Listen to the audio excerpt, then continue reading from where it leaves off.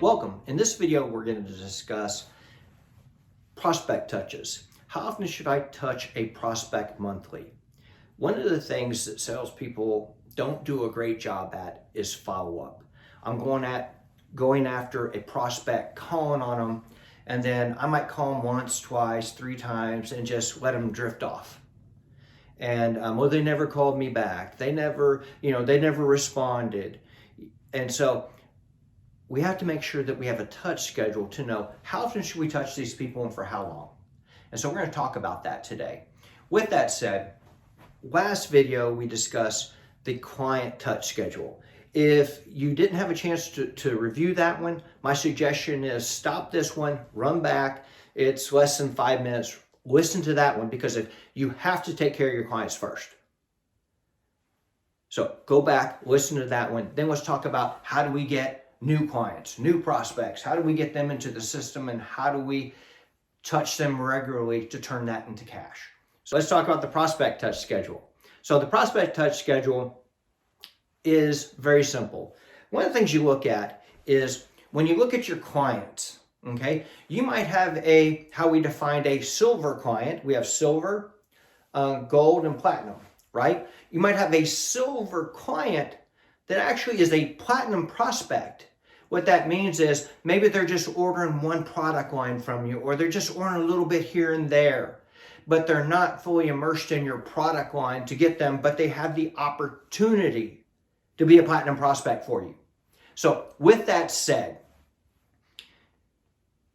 if you have a silver client that should be a platinum prospect, it should be on your target list, and you should be reaching out to them on a platinum schedule or a gold schedule, however you define it. But you need to define it. The whole idea is that I'm chasing them to a schedule. I'm just not calling them when I think about them. So the whole idea is when you look at this and you're planning out your weeks and you're looking at the activities for your folks, your salespeople, you understand what their week is filled with. You define the touches, just like we talked in the client touches. Are they phone calls? Are they drop-bys? Are they in-person meetings? So if we're looking at the target prospects, who are you intentionally going after that quarter? And when I say that is, you ask your salespeople, who are you intentionally trying to sell this quarter? Well, I got a lot of people I stopped by. There's a lot of folks. Who are they? And what type of touch schedule are they on? And what you want to look at is going back here, if we define the touch schedule, is that it's going to be at least 3 touches. That's a phone call and 2 appointments, 2 phone calls and an appointment, however you define those touches. But you define those touches and then you go after them. On here, we said that a platinum was going to be touched 3 times. And with those 3 times, then there's going after 5. We're going after 5 platinum prospects. And if I have to touch them 3 times, that's 15 touches and 15 activities that need to be entered into the CRM monthly. Then you look at your gold. I've got 10 gold per the example, okay? I've got 10 gold prospects I'm going after. I got to touch them at least twice.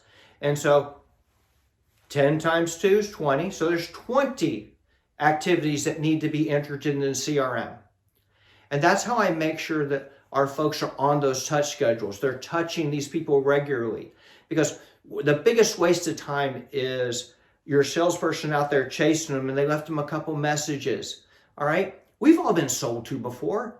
Okay? If I'm really not interested in your product and I've got that solved, okay, I'm not going to return your phone call after 1 or 2 calls. But if you're persistent and you change up the messaging every time you call or leave a message or send an email, then you might hit on something that I'm interested in. But for sure, if you call them once or twice, it's just a wasted call.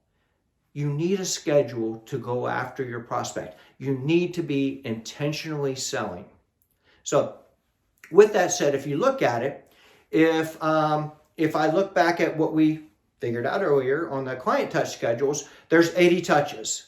And if I look at my prospect touches, that's 35, that's 115.